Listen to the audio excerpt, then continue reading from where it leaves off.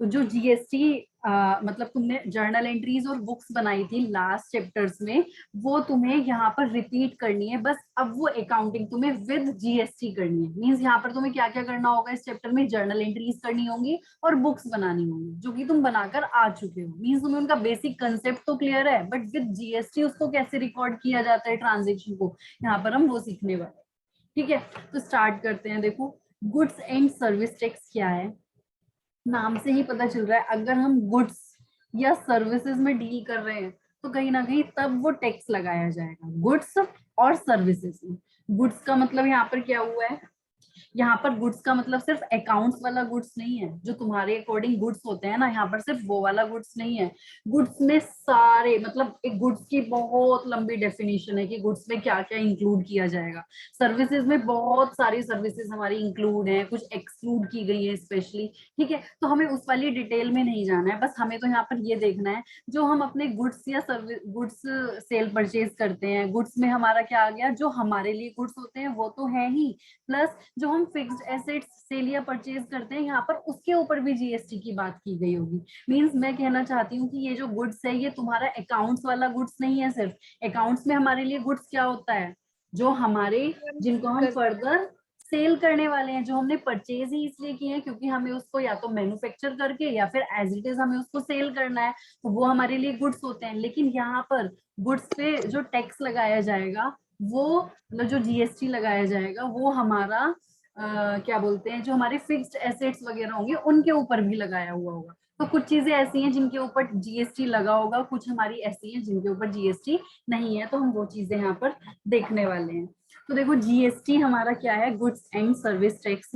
अब मैं एक एग्जांपल लेती हूँ, थोड़ा सा तुम्हें एग्जांपल की हेल्प से समझाने की कोशिश करती हूँ, फिर तुम देखो। जैसे मैं यहाँ पर दो पार्टी लेती हूँ, ए एंड बी। ठीक है, ए ने बी को गुड्स सेल किए, ए ने क्या किया, बी को गुड्स सेल किए। ठीक है, अब मान लेते हैं उनका जो लिस्ट प्राइस था, मैं बात करती हूँ लिस्ट प्राइस की, वो था 1,00,000 रुपीज। तो देखो, जब ये गुड्स एक से दूसरे को, मतलब ए ने जब बी को गुड्स सेल किए, तो इसके ऊपर गवर्नमेंट जीएसटी लगाती है। क्या लगाती है, GST, goods and service tax. और जीएसटी कितना लगाती है, उसका रेट हमें क्वेश्चन में गिवन होगा। कहीं वो रेट 5% है, कहीं वो रेट 12% है, कहीं 18% है। ठीक है, वो डिपेंड करेगा, क्वेश्चन में तुम्हें वो चीज गिवन होगी, वो तुम्हें लर्न करने की जरूरत नहीं है कहाँ पर कितना परसेंट है। क्वेश्चन में हमें बताया हुआ होगा कि सेल किया हमने तो उन गुड्स के ऊपर कितना जीएसटी लगा। तो देखो, मान लेते हैं यहाँ पर हमें बताया हुआ है कि जीएसटी लगा है कितना, 12%। ठीक है, जब हमने सेल किया तो हमें क्वेश्चन में गिवन होगा कि हमारा जीएसटी है 12%। अब ये जो जीएसटी होता है ना, इसके दो पार्ट होते हैं। इस जीएसटी के हमारे दो पार्ट्स होते हैं। एक पार्ट तो इसमें सेंट्रल गवर्नमेंट का होता है, सीजीएसटी और एसजीएसटी। हाँ, एक पार्ट तो हमारा इसमें सेंट्रल गवर्नमेंट का होता है और दूसरा पार्ट हमारा इसमें स्टेट गवर्नमेंट का होता है। इसको मैं बोल दूंगी सेंट्रल, जो हमारा सेंट्रल वाला पार्ट है उसको हम बोल देते हैं CGST, central goods and service tax. और जो स्टेट वाला पार्ट है उसको हम बोलते हैं SGST, state goods and service tax. ठीक है, central goods and service tax और state goods and service tax. अगर हमें क्वेश्चन में बोला हुआ है कि जीएसटी 12% है, मतलब मेरे से अगर बताया हुआ है कि 12% जीएसटी है, तो इसका हाफ पार्ट चला जाएगा सेंट्रल गवर्नमेंट को और हाफ चला जाएगा स्टेट गवर्नमेंट को। मतलब 6% हमारा उसमें सीजीएसटी होगा और 6% हमारा उसमें एसजीएसटी होगा। ठीक है, इतना तो क्लियर है, यहाँ तक तो अभी कोई कंफ्यूजन नहीं है ना। No ma'am, clear. ठीक है, अब देखो होता क्या है, मैं अपनी इस एग्जाम्पल को ही कंटिन्यू करूंगी। अभी मैं एक चीज और तुम्हें यहाँ पर बता देती हूँ। देखो, मान लेते हैं हम बात कर रहे हैं कि हमें यूपी से दिल्ली में सेल करना है। मतलब जो हमारी पार्टी ए है वो यूपी की है और पार्टी जो बी है वो हमारी दिल्ली की है, मतलब इंटर स्टेट ट्रांजेक्शन हो रही है।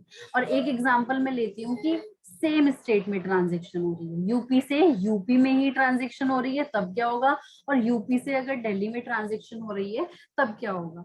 तो देखो, जब हमारा सेम स्टेट होता है, मतलब सेलर एंड बायर दोनों सेम स्टेट के होते हैं, तो हमारा होता है सीजीएसटी और एसजीएसटी। तब हमारा सीजीएसटी एंड एसजीएसटी होता है। ठीक है, एसजीएसटी।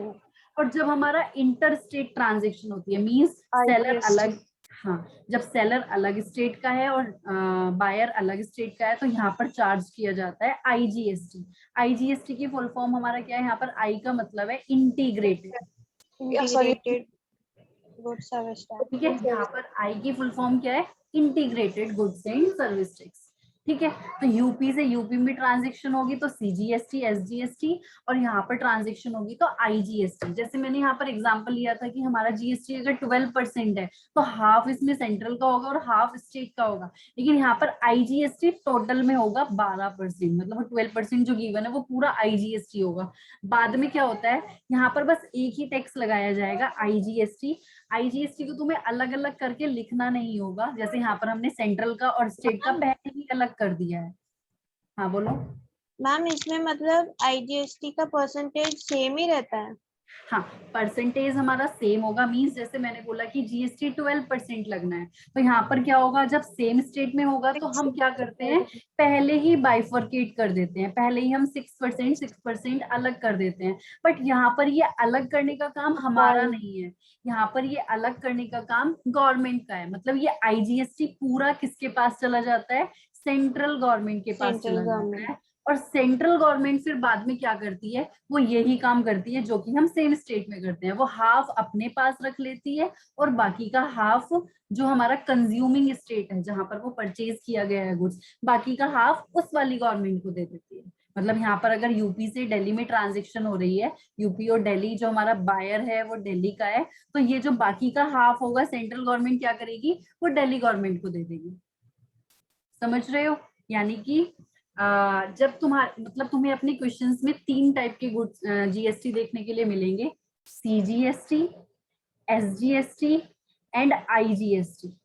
या तो क्वेश्चन में ये दोनों होंगे या फिर ये अकेला होगा। ये दोनों कब होंगे, जब सेम स्टेट में ट्रांजेक्शन होगी, जब बायर और सेलर सेम स्टेट के होंगे। और ये कब होगा, जब हमारे बायर और सेलर डिफरेंट स्टेट के होंगे। समझ रहे हो, तो मैम यहाँ अगर पर यस मैम क्लियर। मैम मतलब स्टेट के अंदर अगर कोई गुड्स सेल हो रहा है और बाय कर रहे हैं तो 2 टैक्स लगेंगे उस पे। हाँ, तो वहां पर हमारा क्वेश्चन में जो तुम्हें गिवन होगा वो सीजीएसटी एंड एसजीएसटी होगा, क्योंकि वहां पर पहले ही बाइफरकेट कर दिया जाता है, क्योंकि जो सेलिंग स्टेट है वो भी सेम है और बाइंग स्टेट भी सेम है। तो हम यहाँ पर क्या करते हैं, पहले ही सेंट्रल का पार्ट अलग कर देते हैं और स्टेट गवर्नमेंट का पार्ट अलग कर देते हैं। बट यहाँ पर क्या होता है, जब हमारा इंटर स्टेट ट्रांजेक्शन होती है तो फिर ये हमारी सेंट्रल गवर्नमेंट की रिस्पॉन्सिबिलिटी हो जाती है, वो खुद से यही काम करती है, मतलब हाफ अपने पास रखती है और हाफ हमारी बाइंग वाली स्टेट को दे देती है जहां का बायर है। ठीक है, ये क्यों करते हैं, अभी ये चीज तुम्हें आगे चलकर समझ में आ जाएगी। थोड़ा मैं इसको अभी डिटेल में इतना नहीं बता रही हूँ, तुम्हें खुद से क्लिक करेगा माइंड में थोड़ी देर बाद। ठीक है, तो ये था हमारा अभी तक का 3 टाइप का जो तुम्हें यहाँ पर देखना है, सीजीएसटी, एसजीएसटी, देन आईजीएसटी। तो ये भी, ये टोटल मिलाकर 12% होगा। ये तो मैंने एक एग्जांपल ले लिया, ये परसेंटेज अलग अलग मिलेगी, कहीं 5%, कहीं 18%। कुछ रेट्स मतलब फिक्स है कि इतने इतने रेट्स लगेंगे, कुछ इन चीजों पर इतना लगेगा, इस टाइप के गुड्स पर इतना लगेगा। ये हमारा पूरा लॉ में लिखा हुआ है, लेकिन तुम्हें लॉ में नहीं जाना है, तुम्हें क्वेश्चन में गिवन होगा। ठीक है, क्योंकि तुम्हें तो सिर्फ अकाउंटिंग करनी सिखाई जा रही है उसकी। और अगर होगा आईजीएसटी तो वो टोटल में जितना होगा वो पूरा आईजीएसटी में ही चला जाएगा। तो मैं यहाँ पर जो एग्जांपल ले रही थी अपना ए और बी का, मैं उसको कंटिन्यू करती हूँ। मान लेते हैं ए और बी दोनों यूपी के हैं। कहाँ के हैं, यूपी के हैं। ये भी यूपी का है और ये भी यूपी का है। तो मैंने बताया कि इसने गुड्स सेल किए हैं, इसको बी को, ठीक है, और इनका इसके ऊपर जीएसटी लगा है 12%। अगर मैं वर्ड यूज कर रही हूँ जीएसटी तो तुम्हें खुद समझना है, अगर सेम स्टेट के हैं तो इट मींस इसमें से सीजीएसटी होगा 6% और एसजीएसटी भी कितना होगा, 6% होगा। ठीक है, या तो ये चीज क्वेश्चन में गिवन होगी, वैसे मोस्टली क्वेश्चन में हमें गिवन है ये चीज। और अगर जीएसटी लिखा हुआ है 12% तो तुम्हें उसको बाइफरकेट करना होगा खुद से, वैसे क्वेश्चन में बताया हुआ होगा। ठीक है, और इन गुड्स को जो हमने सेल किया है इसका जो प्राइस है वो है 1 लाख रुपीज। अभी मैं सिंपल बात करती हूँ, लिस्ट प्राइस नहीं, नॉर्मल सेलिंग प्राइस ही ले लेती हूँ। जो उसका सेलिंग प्राइस है वो है 1 लाख रुपीज। तो देखो यहाँ पर हम ट्रांजेक्शन्स को कैसे रिकॉर्ड करेंगे, मुझे इसकी जर्नल एंट्री पास करनी है। अब पहले मुझे एक बात बताओ, ए ने बी को गुड्स सेल किया है, मान लेते हैं कि उसने उसको क्रेडिट सेल किया है, क्रेडिट में गुड्स सेल किए हैं। तो अब मुझे एक बात बताओ, अगर ये जीएसटी ना होता तो तुम क्या जर्नल एंट्री पास करते सेल की? मैम गुड सेल किया है ना, हाँ, गुड्स सेल की तो हमें फिर एंट्री बतानी है। चेक क्रेडिट है। क्रेडिट में है, मैंने बोला कि हमारी ये क्रेडिट सेल, हाँ, क्रेडिट में तो हमने goods sales account to B. Sales debit होगा। सेल्स हमारी क्या होती नहीं है? नहीं नहीं बी नहीं नहीं, account to sales B account. Account to sales account. हाँ ठीक है? हाँ। ये चीज ध्यान से, थोड़ा सा गड़बड़ हुआ और पूरा चेंज हो गया। B's account debit to sales account. Sales account. अभी तुम यहाँ पर इतना करते थे और तुम सेल्स में कितना डाल देते थे? 1 लाख रुपीज, और बी के अकाउंट में भी हम 1 लाख रुपीज डाल देते थे। ये तो था हमारा विदाउट जीएसटी। अब देखो जीएसटी आने से बस थोड़ा सा चेंज आएगा।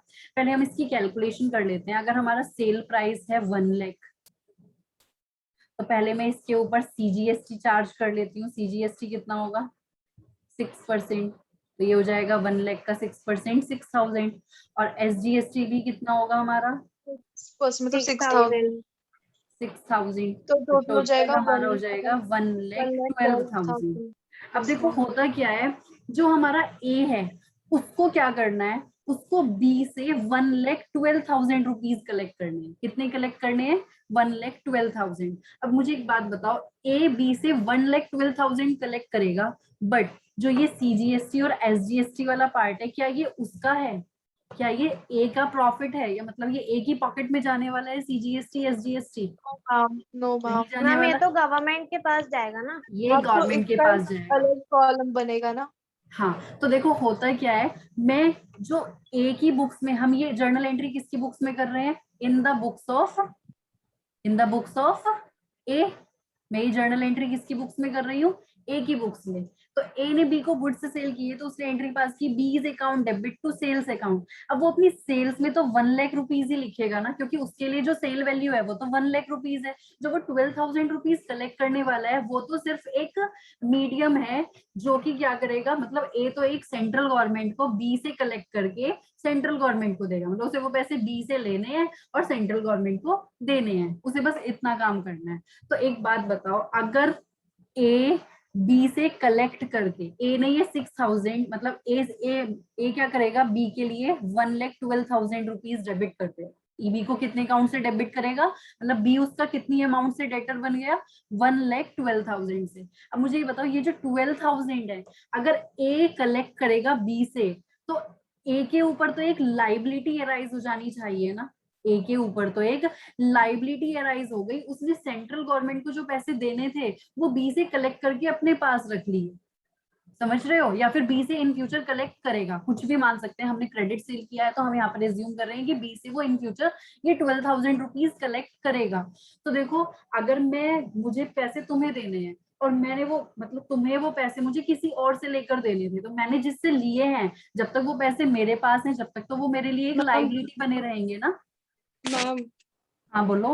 बहुत स्पीड हो रही है, मेरे को कुछ समझ नहीं आया। कहाँ से समझ नहीं आया है?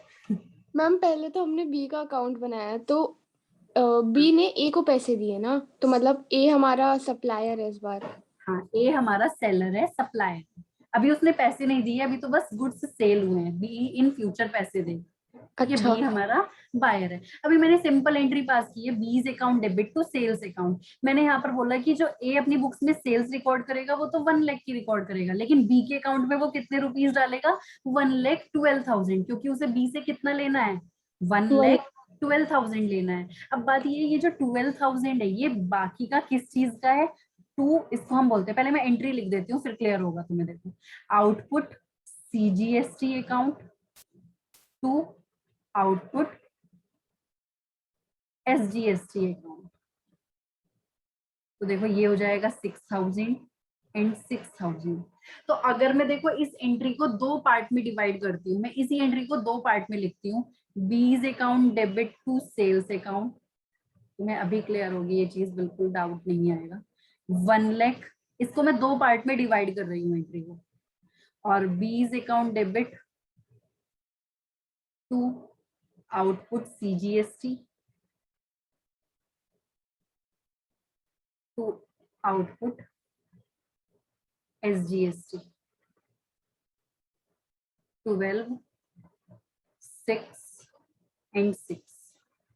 ठीक है, मैंने देखो इस एंट्री को दो पार्ट में डिवाइड कर दिया, B's account debit to sales account and B's account debit to output CGST to output SGST. क्या मैं इस एंट्री को, ये जो मैंने जर्नल एंट्री की है, इसको मैं इस तरह से लिख सकती हूँ दो पार्ट में? समझाने के लिए लिख रही हूँ। देखो ये जो 1 लाख रुपीज है, ये तो ए के अपने हैं, मतलब ये तो ए को मिलेंगे पूरे 1 लाख, और ये बाकी के जो 12,000 है, जो ये बी से 12,000 मिलने वाले हैं, ये तो गवर्नमेंट के पैसे है ना, जिसके लिए हमने क्या किया, एक लाइबिलिटी क्रिएट कर दी। मैं यहाँ पर बस इतना समझाना चाहती हूँ कि हम आउटपुट सीजीएसटी या आउटपुट एसजीएसटी अकाउंट क्रेडिट क्यों करेंगे, क्योंकि ये 12,000 रुपीज ए के लिए लाइबिलिटी है। लाइबिलिटी क्यों है? क्योंकि ये पैसे इसे बी से लेने हैं और सेंट्रल गवर्नमेंट को देने हैं, उसका अपना कुछ नहीं है उसमें। तो जब उसे वो पैसे बी से लेने हैं, तो जब तक उसके पास रहेंगे, जब तक वो सेंट्रल गवर्नमेंट को नहीं दे देगा, तब तक तो उसे अपनी बुक्स में एक लाइबिलिटी क्रिएट करनी पड़ेगी। और हमने क्या पढ़ा है, लाइबिलिटीज के अकाउंट डेबिट होते हैं कि क्रेडिट होते हैं? लाइबिलिटी के अकाउंट डेबिट होते हैं या क्रेडिट होते हैं?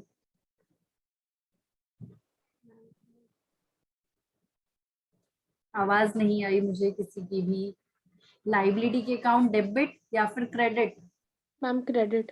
क्रेडिट होते हैं, तो इसलिए हमने आउटपुट सीजीएसटी और आउटपुट एसजीएसटी को क्या किया है, क्रेडिट किया है। मींस मैं अगर इस एंट्री में वापस जाती हूँ ओरिजिनल एंट्री में, तो मुझे क्या एंट्री पास करनी होगी, मुझे सिर्फ ये जो 12,000 एक्स्ट्रा मुझे लेने हैं बी से, इनके लिए मुझे एक लाइबिलिटी क्रिएट करनी है, आउटपुट सीजीएसटी की आउटपुट सीजीएसटी के नाम से और एसजीएसटी की आउटपुट एसजीएसटी के नाम से।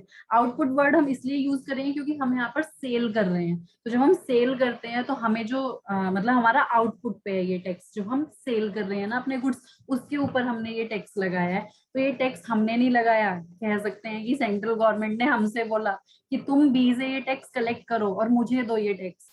समझ रहे हो? मतलब इनडायरेक्टली ये रिस्पॉन्सिबिलिटी किसके ऊपर आई है, सेंट्रल गवर्नमेंट के ऊपर आई है, वो बी सॉरी ए के ऊपर आई है। ए मतलब सेंट्रल गवर्नमेंट ने ए से मतलब सेलर से क्या बोला है कि तुम बायर से टैक्स कलेक्ट करके मुझे दे दोगे। समझ रहे हो? तो हमारी जब हमारी सेल के साथ गुड्स मतलब जीएसटी की एंट्री आएगी, तो तुम्हें सेल वाली एंट्री किस तरीके से रिकॉर्ड करनी है, ये हमारा इसमें क्या होगा, आउटपुट सीजीएसटी होगा, आउटपुट एसजीएसटी होगा। तुम्हें नॉर्मल ट्रांजेक्शन जो तुम रिकॉर्ड करते थे, बेसिक कंसेप्ट तुम्हारा वही है, बस इसमें जीएसटी ऐड हो गया।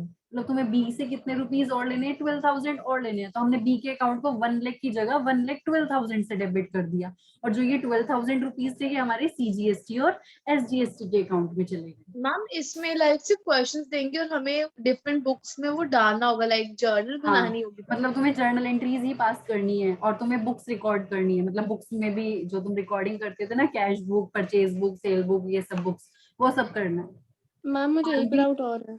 हाँ बोलो। मैम पूरा पेपर एमसीक्यू आएगा, ये कैसे एमसीक्यूज में आएंगे? एमसीक्यूज में क्या होगा, हो सकता है कि तुम्हें एक ट्रांजेक्शन दे दें और उसकी तुम्हें 4 जर्नल एंट्रीज दे दें ऑप्शन में। समझ रहे हो? तो तुम्हें हाँ उसमें से सही वाली जर्नल एंट्री टिक करनी होगी। तो एमसीक्यू यहाँ पर सिंपल ऐसे नहीं आएगा कि 1 वर्ड के तुम्हारे 4 ऑप्शंस होंगे, नहीं। हो सकता है वो पूरा एक क्वेश्चन बनाकर दे दें और उसके ऊपर मतलब एक तुम्हें केस बनाकर दे दिया, उसमें एक पूरा प्रॉपर क्वेश्चन हुआ, उस क्वेश्चन के ऊपर हो सकता है उसके अंदर 10 एमसीक्यूज हो, तो उसमें से अलग अलग क्वेश्चंस पुट अप कर लिए जाएंगे कि ये बताओ ये चीज कितने से डेबिट होगी या ये चीज कितने से क्रेडिट होगी। तो इस टाइप से भी आ सकता है। मैम हाँ हाँ बोलो। मैम और जैसे ऐसे भी क्वेश्चन आ सकते हैं ना, जैसे अगर सेल और परचेज जो हुई है वो स्टेट या इंटर स्टेट हुई है, तो वो ये भी पूछ सकते हैं ना कि कौन कि सा इस पर कौन सा जीएसटी है। टैक्स लगने वाला है। हाँ बिल्कुल सही। Yes ma'am. ठीक है, मतलब जितना हम पढ़ रहे हैं ना, ये इसमें से किसी भी तरीके से क्वेश्चन पुट अप किया जा सकता है। हो सकता है एज इट इज पूरा क्वेश्चन दे दें। हाँ बोलो। मैम लाइक मेरे एग्जाम्स आने वाले और एमसीक्यूज होंगे, तो एक बार ये और डेप्रिसिएशन करने के बाद आप लाइक ऐसे हर एक चैप्टर का टेस्ट ले सकते हो। आज मुझे एक काम करना है, आज मैंने ये चीज पहले से ही सोची थी, तुमसे डिस्कस नहीं की थी। मैं आज से ही मतलब हर एक चैप्टर की एक वर्कशीट बना रही हूँ, ठीक है, और मैं तुम्हें उसको सेंड करूंगी। अभी फिलहाल इतने मैं क्लास में नहीं कर पा रही हूँ, तुम उसको प्लीज घर पे प्रैक्टिस करना, क्योंकि तुम्हारा कृतिका तुम्हारा एग्जाम सबसे पहले आ गया है। वैसे मैम अक्टूबर मेरे में भी एग्जाम्स इसके होने साथ ही चाहिए। हैं। तुम सेम हम स्कूल सेम में हो? स्कूल में ना। यस सेम मैम, का हम क्लास भी सेम है। ठीक है ठीक है। तो फिर इसलिए मैं आज से ही एक वर्कशीट बनाने वाली हूँ चैप्टर वाइज, और उसमें मैं एमसीक्यूज ही डालूंगी, ठीक है। तो तुम्हें अगर बेसिक कंसेप्ट क्लियर हैं तो तुम वो एमसीक्यूज इजीली कर पाओगे, और अगर उनमें कहीं कहीं कंफ्यूजन हो रहा है तो हम उसको क्लास में डिस्कस कर लेंगे। हाँ, और मैम आप ऐसा मान लाइक कि सारे कंसेप्ट्स क्लियर हो जाए और जो एग्जाम में आने की जिसके हाँ ज्यादा हाँ, मैं चांस। पूरा मतलब एमसीक्यूज इस टाइप से ही दूंगी उसमें कि वो पूरा चैप्टर को कवर करेगा, ठीक है। Okay ma'am. हो सकता है एक मैम चैप्टर और की फिर 2 जो वर्कशीट संडे बनानी को पड़ जाए। टेस्ट होता है उसका? संडे को देखो अभी तक क्या हुआ है कि इतना कंपल्सरी नहीं रहा है कि टेस्ट हुआ ही है, ठीक है। अभी हमारा फिलहाल अभी क्या हो रहा है कि एग्जाम आ रहे हैं तो थोड़ा सिलेबस पर फोकस है, ठीक है। हम्म। तो अभी मैं यस मैम। वर्कशीट दूंगी, उसको एज अ टेस्ट समझ के करना तुम फिलहाल, क्योंकि तुम्हारा एग्जाम जल्दी है। तो अभी हमें क्लास में उसका टाइम नहीं लगाना चाह रही हूँ, पहले हमारा सिलेबस पे एक बार कंट्रोल रहे, इसलिए मैंने रेगुलर क्लास रखी है ये 2 वीक्स। चलो हम आगे देखते हैं। अब मैं ठीक अगर है ये मैम। अभी मैं आगे का, अभी इस जर्नल एंट्री में तो कोई कंफ्यूजन नहीं है ना किसी को? सेल की एंट्री में हमने गुड्स जीएसटी को कैसे रिकॉर्ड किया है, कोई कंफ्यूजन तो नहीं है? नहीं मैम, लाइक अभी तक तो हमने सिर्फ ये डिस्कस किया है ना कि सीजीएसटी, एसजीएसटी, आईजीएसटी क्या होता है, उसकी जर्नल हाँ, एंट्रीज कैसे होंगी। और उसकी हमने सेल में क्या जर्नल एंट्री करेंगे, सेल में हम क्या मतलब जब हम गुड्स सेल कर रहे हैं तब उसको हमें कैसे रिकॉर्ड करना है, वो चीज हमने यहाँ पर देखी है। अब देखो जब हम गुड्स सेल करेंगे तो हम लगाते हैं आउटपुट जीएसटी। मैं यहाँ पर वर्ड यूज कर रही हूँ जीएसटी, अब तुम खुद समझ जाना। अगर वो सेम स्टेट है तो फिर यहाँ पर इसके 2 पार्ट होंगे, सीजीएसटी एंड एसजीएसटी, और अगर इंटर स्टेट होगा तो वो होगा सिर्फ आईजीएसटी। आईजीएसटी, ठीक है। तो अगर मैं आउटपुट जीएसटी वर्ड यूज कर रही हूँ तो वो हमें खुद से समझ जाना है। तो जब सेल होगा तो हम लगाते हैं, हम उसको लिखते हैं आउटपुट जीएसटी के नाम से। सेम केस हमारा परचेज में होगा। जब हम परचेज करेंगे तो जैसे यहाँ पर अगर मैं बी के पॉइंट से सोचती हूँ तो बी ने परचेज किया है, तो बी भी तो अपनी बुक्स में रिकॉर्ड करेगा ट्रांजेक्शन, तो बी के लिए परचेज है, तो बी के लिए ये जीएसटी बन जाएगा इनपुट जीएसटी। Input GST. क्या बन जाएगा ये मतलब इसके लिए? परचेज के लिए इनपुट और सेल के लिए आउटपुट। हाँ, तो ये इसके लिए बन जाएगा इनपुट जीएसटी। जब हम परचेज करेंगे तो वो हम किस नाम से रिकॉर्ड करेंगे, इनपुट जीएसटी, और सेल करेंगे तो हम उसको किस नाम से रिकॉर्ड आउटपुट। करेंगे, आउटपुट जीएसटी। तो देखो मैं एक चीज बताती हूँ लास्ट में, देखो क्या होता है। जैसे मैं ए की बुक्स में यहाँ पर ट्रांजेक्शन कर रही थी, रिकॉर्ड किसकी बुक्स में कर रही हूँ, ए की बुक्स में मैं ट्रांजेक्शन्स को रिकॉर्ड कर रही हूँ। तो ए के पॉइंट से सोचो, ए ने कुछ सेल की होंगी और ए ने कुछ परचेज भी की होंगी। मैं सिर्फ ए की बात कर रही हूँ, किसी अदर पार्टी की बात नहीं कर रही, यहाँ पर ध्यान से सुनना मैं क्या बोल रही हूँ। ए ने कुछ सेल भी की है और ए ने कुछ परचेज भी की है। तो जो उसने सेल की है उसके लिए उसने आउटपुट जीएसटी लगाया है, और जो उसने परचेज की है उसके लिए उसने रिकॉर्ड किया होगा इनपुट जीएसटी, ठीक है। तो देखो होता क्या है, जो हम सेंट्रल गवर्नमेंट को टैक्स पे करते हैं ना, वो हम क्या करते हैं, इन दोनों को सेट ऑफ करते हैं। इनको हम क्या करते हैं, सेट ऑफ करते हैं। अगर वो सेट ऑफ करने लायक होता है तो, मतलब सेट ऑफ की भी ना बहुत सारी कंडीशंस होती हैं, बट तुम्हारे में वो कंडीशंस नहीं है, तुम्हारे लिए ये चीज सिंपल है। मतलब अगर मैं मानकर चल रही हूँ कि आउटपुट जीएसटी हमारा यहाँ पर, जैसे कि मेरा एग्जाम्पल में 12,000 था और इनपुट जीएसटी इसने पे किया है 10,000, मतलब जो इसने परचेज की थी उस पर ये जीएसटी पे करके आया होगा।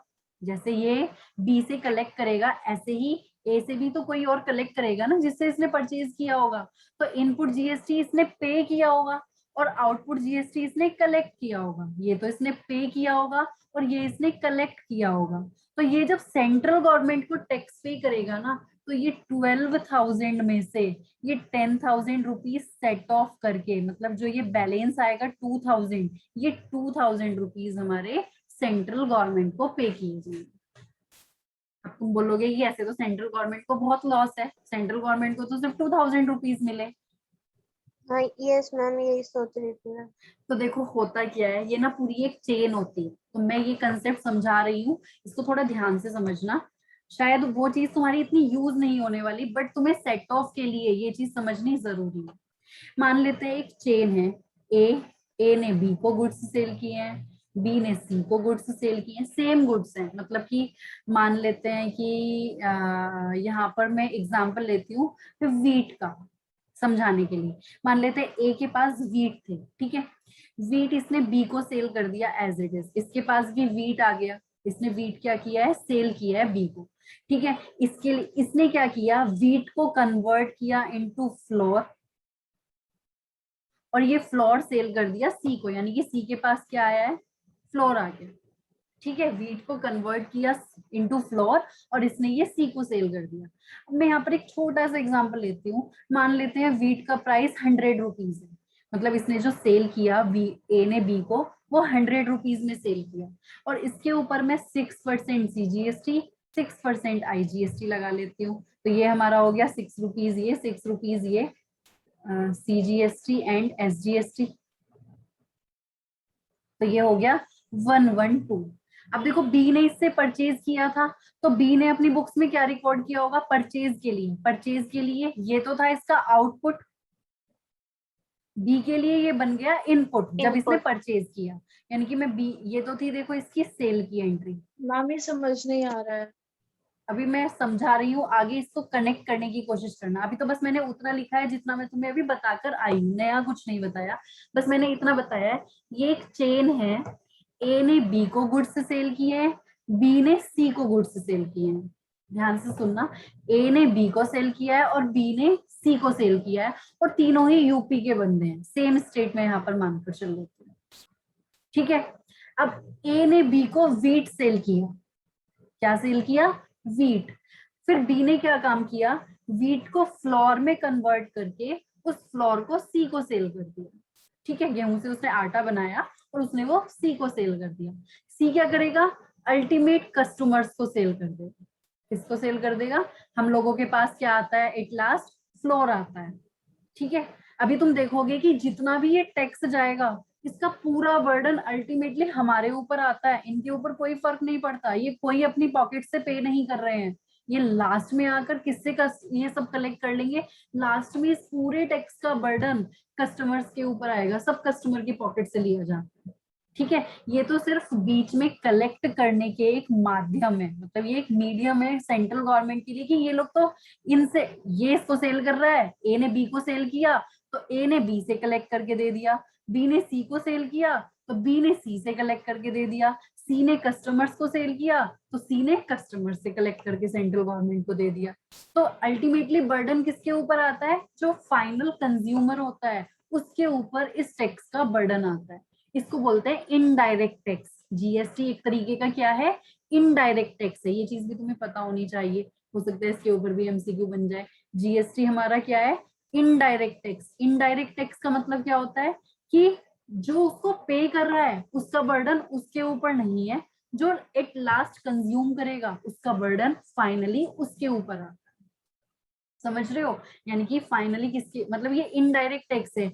ए अपनी बुक्स में जीएसटी रिकॉर्ड कर रहा है, लेकिन इसने किससे कलेक्ट कर लिया, बी से कलेक्ट कर लिया। ऐसे ही बी अपनी बुक्स में जीएसटी रिकॉर्ड करेगा, ये किससे कलेक्ट कर लेगा, सी से कलेक्ट कर लेगा, और सी किससे कलेक्ट कर लेगा, कस्टमर से कलेक्ट कर लेगा। अब कस्टमर तो किसी और को सेल करेंगे नहीं, तो अल्टीमेटली बर्डन किसके ऊपर आया, कस्टमर्स के ऊपर आया, जो फाइनल कंज्यूमर है उसके ऊपर इसका बर्डन आता है, इसलिए इसका नाम होता है इनडायरेक्ट टैक्स। जो पे कर रहा है उसकी पॉकेट से नहीं जा रहा, वो किसी और से कलेक्ट करके सेंट्रल गवर्नमेंट को दे रहा है। समझ में आई बात। तो देखो यहाँ पर हम क्या, मैंने एक एग्जांपल लिया, एग्जांपल ध्यान से समझना। उसने वीट सेल किए थे ए ने बी को, और वीट की जो प्राइस था वो कितना था, 100 रुपीज था। इसके ऊपर मैंने 6% CGST लगाया, 6% SGST लगाया, तो ए ने कितना रिकॉर्ड किया उसको, 112 रुपीज। तो देखो बी अपनी बुक्स में परचेज रिकॉर्ड करेगा, इसके लिए सेल है तो इसके लिए ये क्या बन गया, परचेज बन गया। अब देखो बी के लिए जो परचेज प्राइस है, परचेज कॉस्ट, वो कितनी है, 100 रुपीज। 100 रुपीज में उसने परचेज किया है, बट उसने CGST और SGST पे किया है 6 रुपीज और 6 रुपीज, यानी कि उसने पूरे टोटल 112 रुपीज पे किए हैं। ये उसके लिए बन जाते हैं इनपुट, क्योंकि ये इसके लिए परचेज है। परचेज पर मैंने क्या बताया था, उसको हम क्या मानकर चलते हैं, input CGST and input SGST। तो देखो ये मैंने सेल के लिए रिकॉर्ड किया और बी की बुक्स में मैंने परचेज लिखी। अब आगे क्या होगा, बी सेल करेगा, बी क्या करेगा, सेल करेगा सी को। ध्यान से सुनना, बस अभी तुम सुनते जाओ। अगर कुछ तुम्हें ऐसा लग रहा है ना ओवर हो रहा है, तो उसको इतना बर्डन मत लेना, धीरे धीरे सब चीजें क्लियर होंगी। तो देखो बी अब सी को सेल करेगा। यहाँ तक किसी को कोई डाउट है तो पहले यहाँ तक बताओ। मैंने सिंपल क्या किया है, ए ने बी को वीट सेल किया है, तो बस मैंने उसकी रिकॉर्डिंग की है। मतलब रिकॉर्डिंग भी क्या, अभी मैंने जर्नल एंट्री भी पास नहीं की, अभी मैंने बस उसकी कैलकुलेशन ही दिखाई है। कोई डाउट इस चीज में? यहाँ तक किसी को कोई डाउट है तो पहले बताओ। मानसवी, मोहित, मोहित क्लास में हो?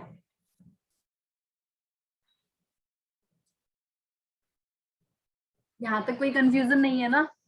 देखो हम आगे चलते हैं। जब बी सी को सेल करेगा, तो मैंने बताया बी ने वीट को किस में कन्वर्ट कर लिया, इनटू फ्लोर। अब मान लेते हैं इसके लिए जो प्राइस बन गया वो बन गया 150। ये कुछ तो मार्जिन रखेगा ना अपना, ऐसा तो नहीं है ना कि 100 में ही सेल करेगा। अब बी जब सी को सेल कर रहा है, मैं 150 ना लेकर मैं ना 200 रुपीज ले लेती हूँ, थोड़ी कैलकुलेशन इजी रहेंगी हमारे समझने के लिए। 200 मान लेते हैं, जब बी सी को सेल कर रहा है तो 200 रुपीज में सेल कर रहा है। अब जब बी सी को सेल करेगा तो ये फिर सीजीएसटी एसजीएसटी लगाएगा। मैंने माना 6% रेट हमने एज्यूम किया हुआ है, 6%। तो अब ये सेल करेगा तो ये इसको क्या लिखेगा, आउटपुट सीजीएसटी आउटपुट एसजीएसटी। तो ये कितना हो जाएगा, 12 रुपीज एंड 12 रुपीज, तो ये हो जाएगा 224 रुपीज। ठीक है। अब सी अपनी बुक्स में परचेज रिकॉर्ड करेगा। सी अपनी बुक्स में क्या रिकॉर्ड करेगा, परचेज रिकॉर्ड करेगा। परचेज कितनी रिकॉर्ड करेगा, इसका प्राइस होगा 200 और इसने इनपुट सीजीएसटी लगाया होगा कितना, इसने क्या रिकॉर्ड किया होगा, इनपुट के नाम से रिकॉर्ड किया होगा। एसजीएसटी कितना रिकॉर्ड किया होगा, 12 रुपीज। तो ये कितना हो गया इसके लिए, 224 रुपीज। ये थी बी और सी की चेन। ये किसकी चेन थी, बी एंड सी।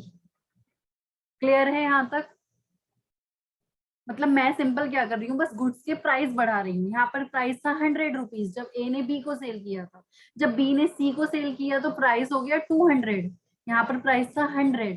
अब देखो जब सी कस्टमर्स को सेल करेगा, मैं यहाँ पर मान लेती हूँ प्राइस हो गया 300, तो सी सेल करेगा, अपनी बुक्स में सेल की एंट्री रिकॉर्ड करेगा, कितना प्राइस लेकर चलेगा यहाँ पर 300।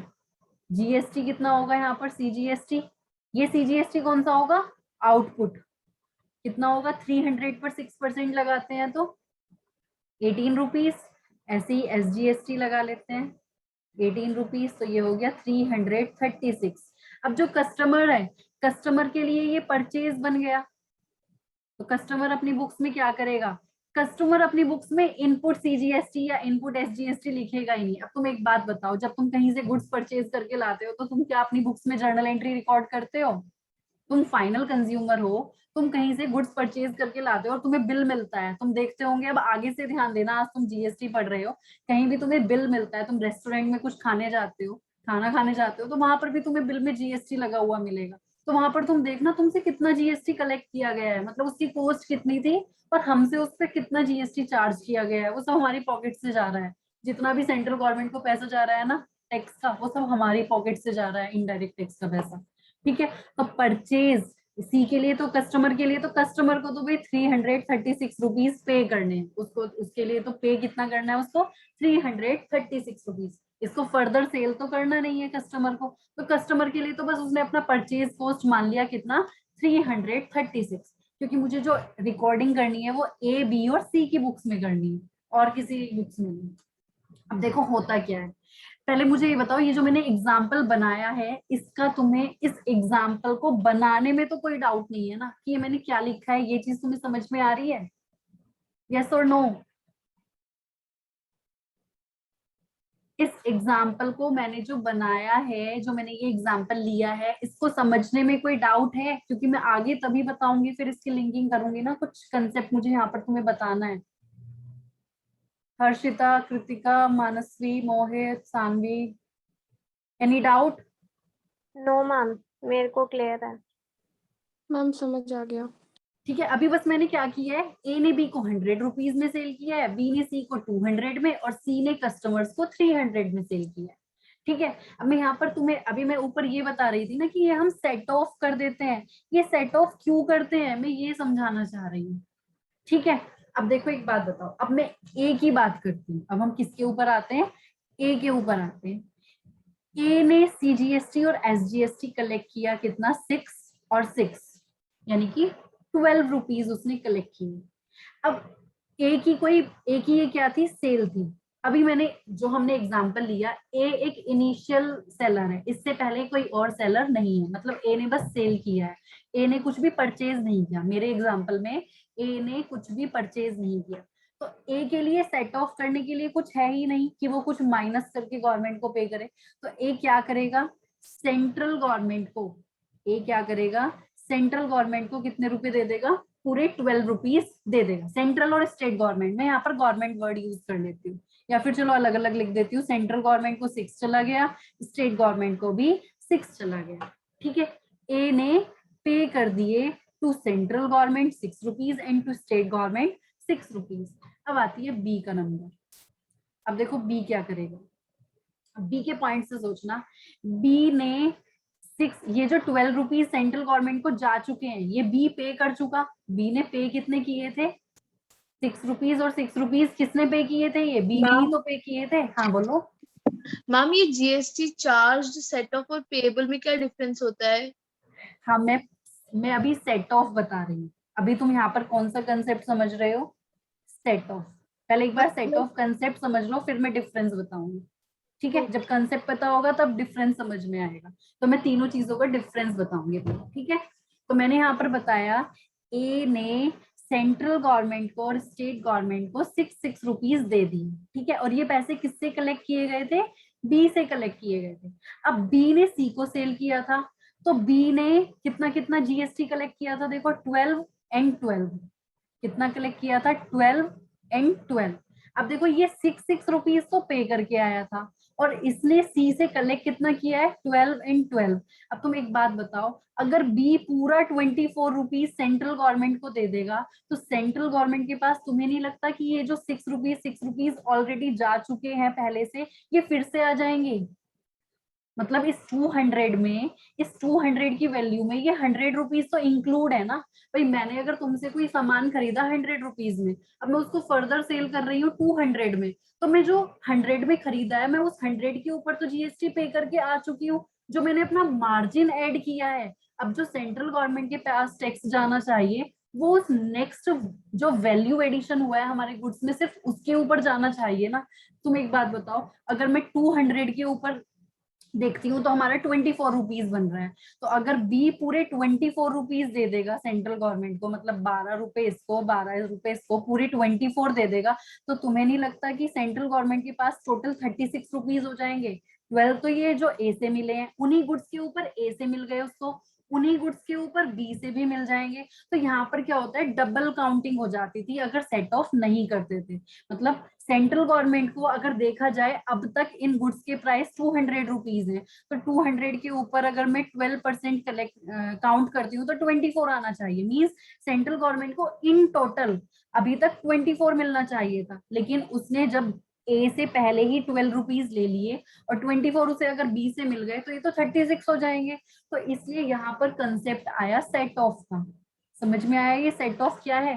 सेट ऑफ का मतलब क्या है, जब बी सेंट्रल गवर्नमेंट को पैसे देगा, तो जो वो टैक्स पे करके आ चुका है पहले, जो वो पहले अपनी परचेज के ऊपर टैक्स पे करके आ चुका है, वो उसको माइनस करेगा, उसको एडजस्ट करेगा। मतलब यहाँ पर सेंट्रल गवर्नमेंट के पास कितने रुपीज जाएंगे, यहाँ पर सेंट्रल गवर्नमेंट के पास जो बी सेंट्रल गवर्नमेंट को पे करेगा, वो जाएगा 12 माइनस 6 यानी कि 6 रुपीज, 12 माइनस 6 यानी कि 6 रुपीज। तो 12 रुपीज सेंट्रल गवर्नमेंट को ये देगा, 12 ए से मिल गए, 12 बी से मिल गए, तो टोटल देखो इसका हो गया 24, जो कि टोटल अभी तक मिलना चाहिए था। तो इस वजह से ये सेट ऑफ का कंसेप्ट आया कि जो तुम अपना परचेज पर टैक्स पे करके आए हो, उसको एडजस्ट कर लो।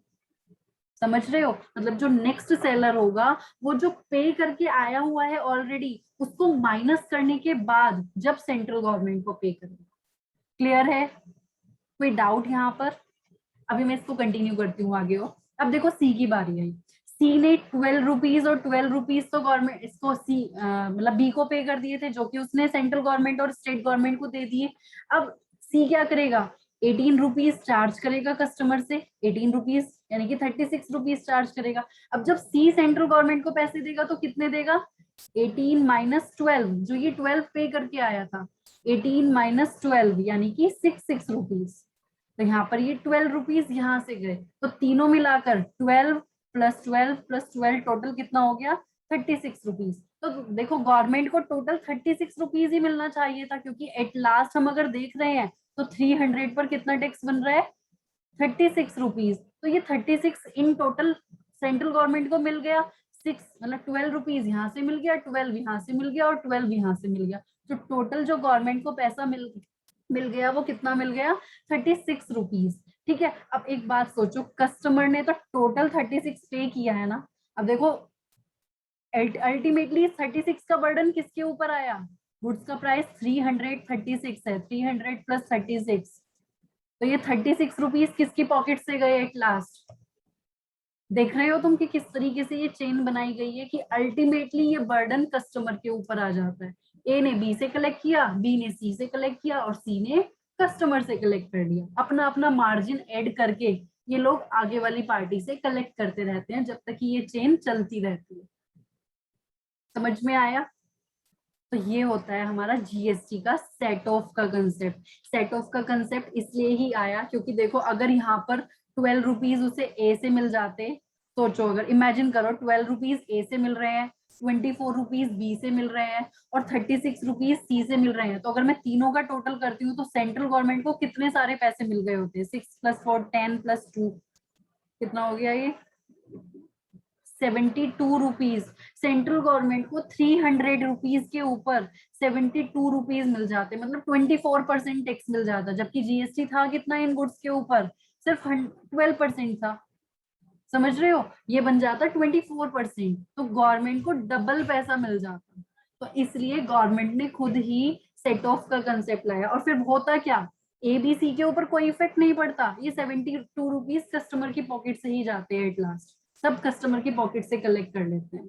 ठीक है, अब एक बात बताओ, यहाँ पर 12 पे हो चुके थे, तो अब इसने गवर्नमेंट को कितने दिए, माइनस कर करके 12 दिए, मतलब तीनों से 12 12 12 मिले हैं, तो टोटल बन गया 36। जबकि टोटल हम देख रहे हैं लास्ट में कंज्यूमर से कितना कलेक्ट किया गया है, 36 रुपीज कलेक्ट किया गया है, जो कि एक्चुअल में कलेक्ट होना चाहिए था, क्योंकि मैं अगर 300 के ऊपर 12% जीएसटी कैलकुलेट करती हूँ तो वो बनता है 36 रुपीज।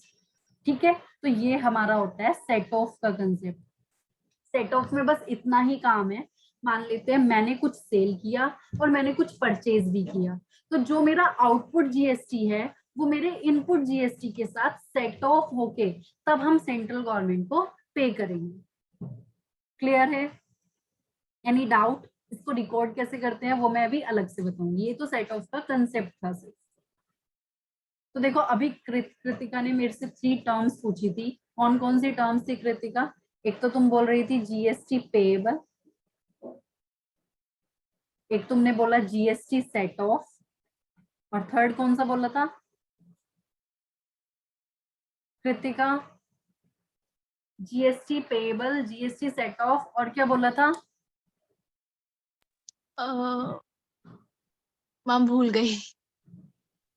कहाँ से देखा था, देखकर बताओ ना। 1 मिनट।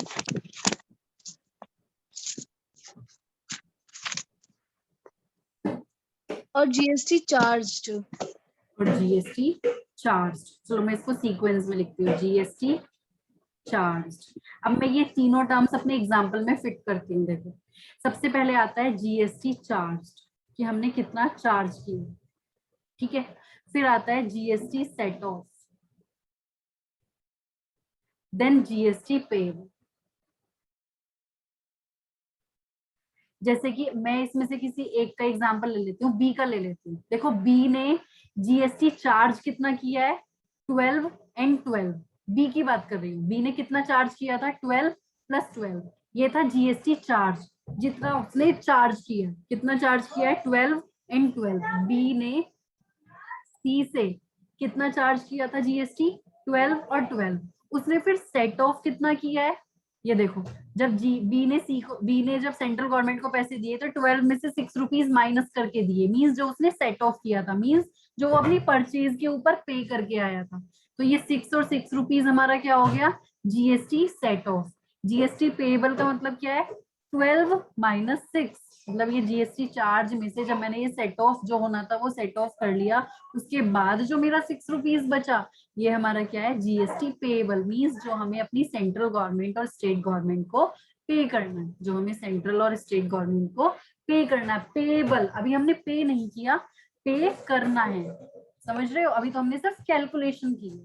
तो 12 रुपीज उसने चार्ज किया, 6 रुपीज उसने सेट ऑफ किया। जो चार्ज करते हैं हम, वो होता है हमारा आउटपुट, आउटपुट के ऊपर चार्ज करते हैं, मतलब अपनी सेल के ऊपर हम चार्ज करते हैं जीएसटी। तो आउटपुट सीजीएसटी हो गया, आउटपुट एसजीएसटी हो गया।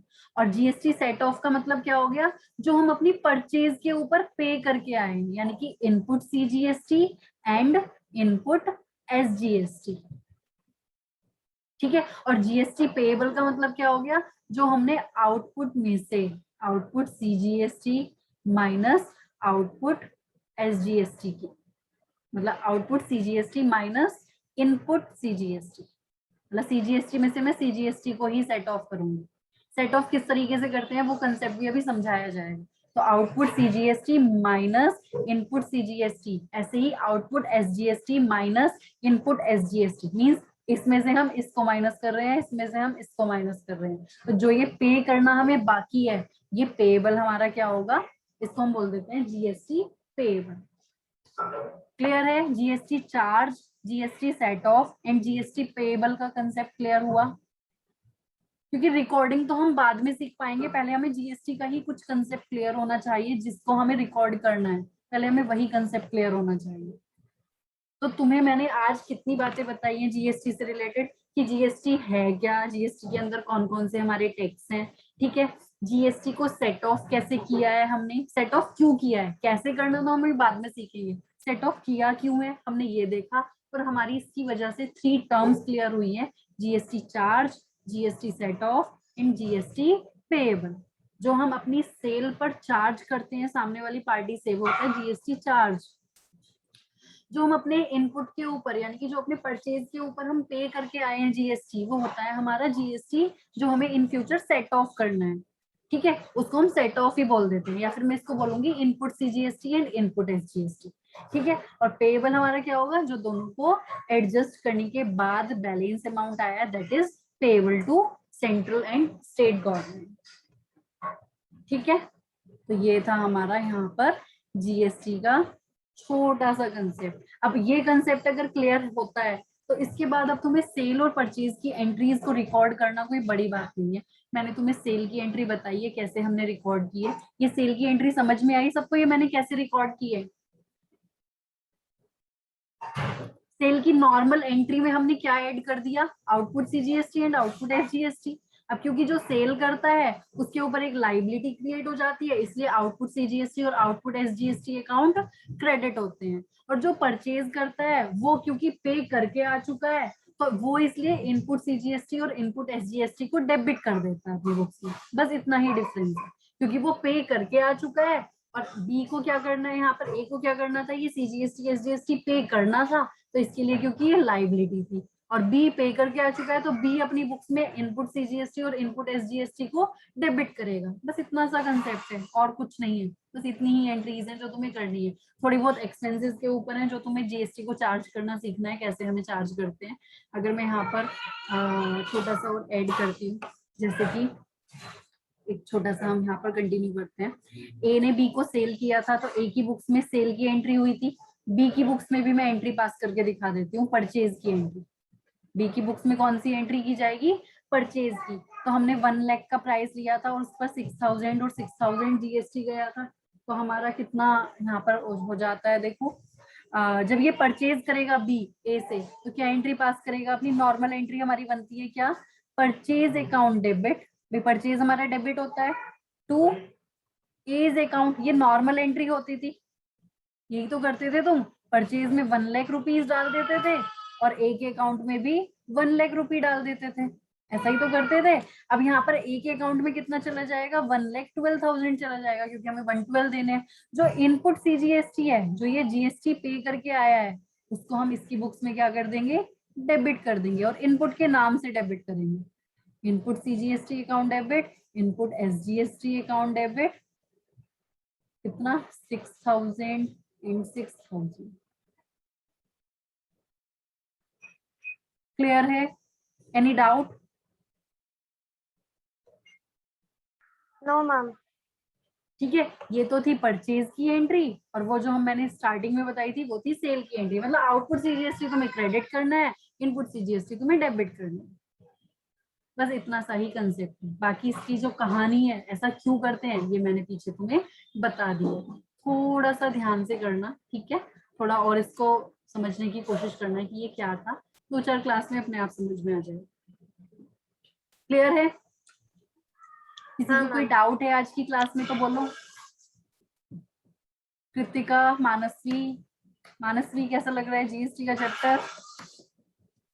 पूरी क्लास में कहीं बोली नहीं हो तुम कुछ भी।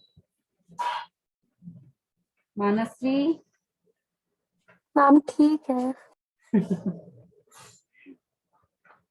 चलो, समझ में आएगा धीरे धीरे, कोई ऐसी प्रॉब्लम वाली बात नहीं है। ठीक है, देखते हैं अभी नेक्स्ट क्लास में करते हैं बाकी। ठीक है, नेक्स्ट हमारी कल ही है, कल को अपना सेम टाइम पे क्लास रखेंगे। Okay, bye bye.